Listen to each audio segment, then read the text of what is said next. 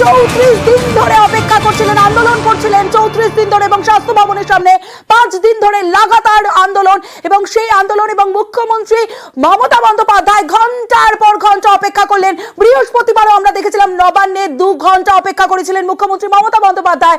আজও বাড়িতে ঠায় দাঁড়িয়ে রইলেন, ঘন্টার পর ঘন্টা অপেক্ষা করলেন মুখ্যমন্ত্রী মমতা বন্দ্যোপাধ্যায়। তারপরে বৃষ্টির মধ্যে বেরিয়েও আন্দোলনকারী চিকিৎসকদের সঙ্গে কথা বললেন, তাদের অনুরোধ করলেন। তারপরেও আজও হলো না বৈঠক, অর্থাৎ আন্দোলনকারীদের দাবি বদল হলো। তারা আজও ভিডিও চাইলেন, যে ভিডিও রেকর্ডিং এর কথা বলা হলো সেই ভিডিও রেকর্ডিং আজই দিতে হবে, এমনটা দাবি করলেন আন্দোলনকারীরা। মুখ্যমন্ত্রী মমতা বন্দ্যোপাধ্যায় জানালেন সুপ্রিম কোর্টের নির্দেশের পরেই ভিডিও রেকর্ডিং দেওয়া সম্ভব হবে, কিন্তু আন্দোলনকারীরা অনড় রইলেন। আজও বৈঠক হলো না। পারাদীপ রয়েছে আমার সঙ্গে। পারাদীপ, আমরা দেখতে পাচ্ছি মুখ্য সচিব, স্বরাষ্ট্র সচিব, স্বাস্থ্য প্রতিমন্ত্রী তারা বেরিয়ে যাচ্ছেন, অর্থাৎ আজও বৈঠক হলো না। এবং একটু আগে তোমায় আমি সেই ইঙ্গিতে দিয়েছিলাম যে জুনিয়র ডাক্তার তারা যে অবস্থানের অনড় রয়েছেন, তারা বলছেন যে তারা অপেক্ষা করছেন। জিজ্ঞেস করেছিল 6:45 তারা এসেছে, ইতিমধ্যে 9টা বেজে গেছে, অর্থাৎ 2 ঘন্টারও বেশি সময়, 2.5 ঘন্টারও প্রায় কাছাকাছি সময় তারা অপেক্ষা করছেন। এবং তার কতক্ষণ তখন তারা উত্তর দিচ্ছিলেন যে তারা আলোচনা করতে এসেছেন, তো অপেক্ষা করতে তাদের অসুবিধা নেই। মানে বাধাটা কোথায় দাঁড়াচ্ছে? তারা বলছেন লাইভ স্ট্রিমিং এর দাবি থেকে তারা সরে এসেছেন, কিন্তু লাইভ স্ট্রিমিং এর পরে তাদের যে দাবিটা ছিল যে ভিডিওগ্রাফি, অর্থাৎ ভেতরে কথোপকথন বৈঠক যেটা হবে, সেই বৈঠকের কথোপকথন পুরোটা ভিডিওগ্রাফি তাদের ভিডিও ক্যামেরায় করতে দিতে হবে। সেই পারমিশন বা সেই অনুমতিটুকু তাদের দিতে হবে, তবেই তারা মিটিং এ বা বৈঠকে ঢুকবেন মুখ্যমন্ত্রীর বাড়িতে। অন্যথায় মুখ্যমন্ত্রীর বাড়ির বাইরে তারা অবস্থান করবেন না, দাঁড়িয়ে অপেক্ষা করছিলেন। এই এমত অবস্থায় মুখ্যমন্ত্রী এসে তাদের অনুরোধ বলেন যে জলে ভিজতে না, বৃষ্টিতে ভিজতে না, তারা দরকার পড়লে তারা 1 কাপ যদি কথা বলতে না চান, তারা 1 কাপ চা অন্তত ভেতরে খেয়ে যান। কিন্তু এরপরেও জুনিয়র ডাক্তার তারা নিজেদের অবস্থানে তারা অনড় থাকেন। তারা শেষ পর্যন্ত জানিয়ে দেন যে তারা যেমন মুখ্যমন্ত্রী মমতা বন্দ্যোপাধ্যায় তিনি যেমন অনুরোধ করেছেন, পাল্টা মুখ্যমন্ত্রী মমতা বন্দ্যোপাধ্যায়ের কাছে জুনিয়র ডাক্তারদের কাছে এটা অনুরোধ যে ভিডিওগ্রাফি অন্তত তাদের করতে দেওয়া হোক। সেটুকু যেন তিনি কনসিডার করেন। যদি সেটা কনসিডার করা না সম্ভব হয়, যদি সেটা বিবেচনা করা সম্ভব না হয়, তাহলে সেক্ষেত্রে কিন্তু মিটিং কার্যত ভিজ দেওয়া চলে। এবং সেটাই সত্যি হলো, ঘড়ির কাঁটা এই মুহূর্তে 9টা বেজেছে, অর্থাৎ ঘড়ির কাঁটায় এখন 9:15। অর্থাৎ একটু আগে আমরা দেখলাম যে স্বাস্থ্য সচিব তিনি বেরিয়ে গেলেন, কেন্দ্রীয় বক্তব্যে স্বাস্থ্য প্রতিমন্ত্রী সন্ধ্যা আমাদের তিনি বেরিয়ে গেলেন, এবং মুখ্য সচিব তিনিও বেরিয়ে গেলেন। অর্থাৎ আজকে জুনিয়র ডাক্তারদের সঙ্গে মুখ্যমন্ত্রীর বৈঠক উপলক্ষে বা বৈঠকের জন্য যাদের প্রশাসনিক আধিকারিক যাদের ডেকে আনা হয়েছিল, যাদের এই মুখ্যমন্ত্রীর বাসভবনে যাদের উপস্থিত থাকার কথা ছিল, তারা কিন্তু সবাই একে একে করে মুখ্যমন্ত্রীর বাড়ি থেকে বেরিয়ে যাচ্ছে। অর্থাৎ বোঝাই যাচ্ছে যে এই মুহূর্তে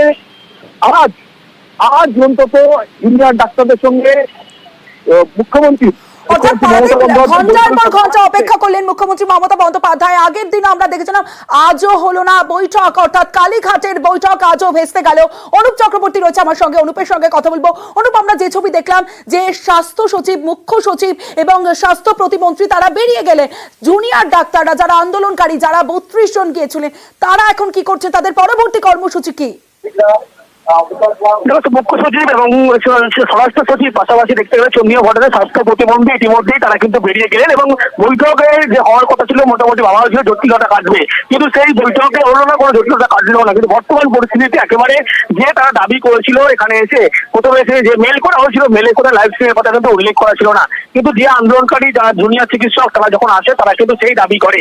এবং এরপরে বারবার মুখ্যমন্ত্রী মমতা বন্দ্যোপাধ্যায় তাদেরকে বোঝানোর চেষ্টা করেন যেহেতু সুপ্রিম কোর্টে বিচারাধীন বিষয়, সেই কারণে কোনোভাবে লাইভ স্ট্রিমিং করা যাবে না, এবং পরবর্তী ক্ষেত্রে কিন্তু কোর্টের অনুমতি নিয়ে তাদেরকে সমস্ত ভিডিও দেওয়া হবে। কিন্তু তারা কোনোভাবে সেই দাবি মেনে নেয় না। এর পরবর্তী ক্ষেত্রে দেখা যায় যে বারবার কিন্তু মুখ্য সচিবের পক্ষ থেকে আবারও বোঝানোর চেষ্টা করেছিল আন্দোলনকারী জুনিয়র চিকিৎসক তাদেরকে, কিন্তু তাদের যে 5 দফা দাবি, সেই দাবি নিয়ে তারা যেমন এসেছিল এবং তাদের যে বক্তব্য ছিল লাইভ স্ট্রিমিং করতে দিতে হবে, বারবার কিন্তু একইভাবে দেখা গেল যেভাবে জটিলতা বৈঠক হলো না, যেমন আগের ক্ষেত্রে হলো, এক্ষেত্রে কিন্তু একই রকম ভাবে বৈঠকই হলো না একেবারে মুখ্যমন্ত্রীর বাসভবনে। এবং ইতিমধ্যেই স্বাস্থ্য সচিব থেকে শুরু করে স্বাস্থ্য প্রতিমন্ত্রী চন্দ্রীয় ভট্টাচার্য, অন্যদিকে মুখ্য সচিব তারা কিন্তু ইতিমধ্যেই বেরিয়ে গেলেন। যদিও এখনো পর্যন্ত আন্দোলনরত চিকিৎসক তারা মুখ্যমন্ত্রীর বাড়ির সামনে একইভাবে তারা অপেক্ষা করছেন।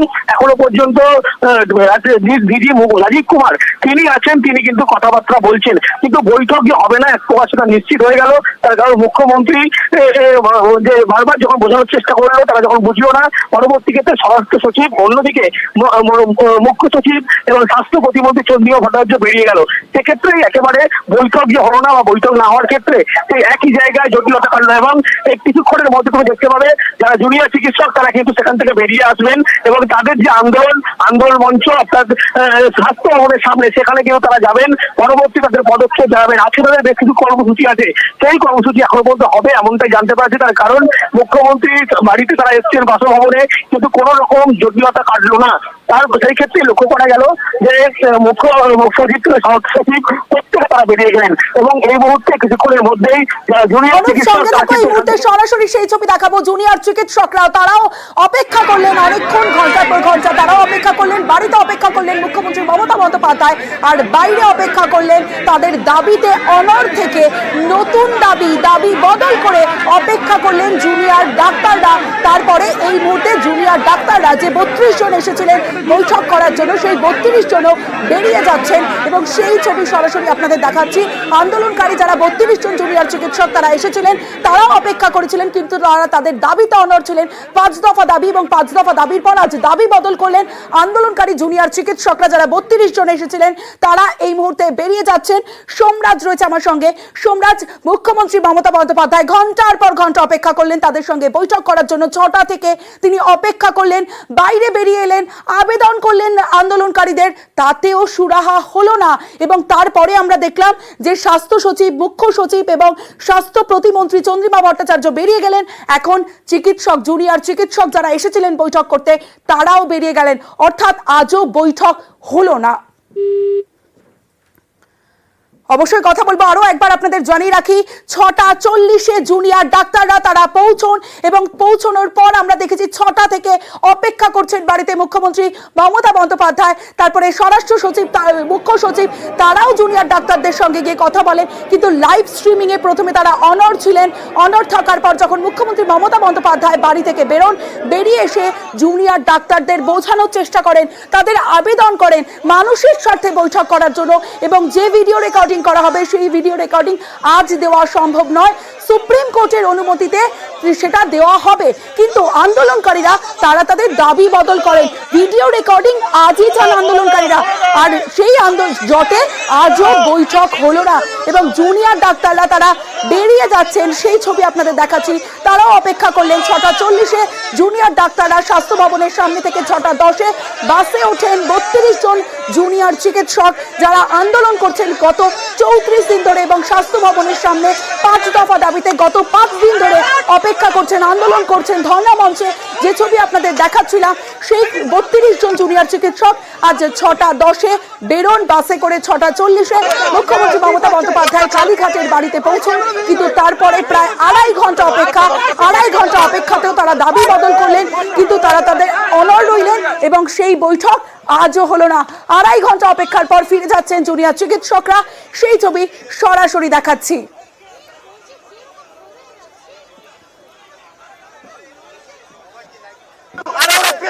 আজও হলো না মুখ্যমন্ত্রী এবং চিকিৎসক বৈঠক, জুনিয়র চিকিৎসকদের বৈঠক লাইভ এবং রেকর্ডিং শর্তে জট, আর সেই জটে আজও হলো না মুখ্যমন্ত্রী মমতা বন্দ্যোপাধ্যায় এবং জুনিয়র চিকিৎসক যারা আন্দোলন করছেন। গত 9 আগস্ট থেকে আমরা দেখেছি আরজি করে তরুণী চিকিৎসককে ধর্ষণ করে খুন, আর সেই ধর্ষণ করে খুনের ঘটনার পর থেকেই আন্দোলনে অনড় জুনিয়র চিকিৎসকরা 34 দিন ধরে টানা আন্দোলন করছেন এবং 5 দফা দাবিতে স্বাস্থ্য ভবনের সামনে তারা লাগাতার আন্দোলন করে যাচ্ছেন গত 5 দিন ধরে। আজ 6টা 10-এ যখন তারা বেরোন বৈঠক হয়, কারণ দুপুর 1টায় মুখ্যমন্ত্রী মমতা বন্দ্যোপাধ্যায় তিনি যান, গিয়ে তারা আন্দোলনকারীদের মঞ্চে যান, সেখানে গিয়ে আবেদন করেন, কথা বলেন। তারপরেই 4টে নাগাদ তারা জানিয়ে দেন আন্দোলনকারীরা যে তারা যাবেন বৈঠকে, এবং তারপরে মুখ্য সচিব তিনি জানিয়ে দেন যে বৈঠক হবে মুখ্যমন্ত্রী মমতা বন্দ্যোপাধ্যায়ের বাড়িতে, এবং 5টা নাগাদ তারা 5:45 নাগাদ তারা জানিয়ে দেন হ্যাঁ মুখ্যমন্ত্রীর বাড়িতে আন্দোলনকারী চিকিৎসকরা তারা যাবেন, বৈঠক করবেন, এবং তারা স্বচ্ছতা রেখে বৈঠক করতে চান। কিন্তু সেই সময় লাইভ স্ট্রিমিং এর কথা তারা একবারও বলেননি।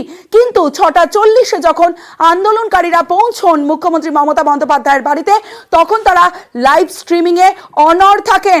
মুখ্যমন্ত্রী মমতা বন্দ্যোপাধ্যায় ঘন্টার পর ঘন্টা অপেক্ষা করার পর যখন তাদের সঙ্গে বাড়ির বাইরে বেরিয়ে এসে কথা বলেন, আবেদন করেন, কিন্তু তখন জানানো হয় তখন তারা দাবি বদল করেন।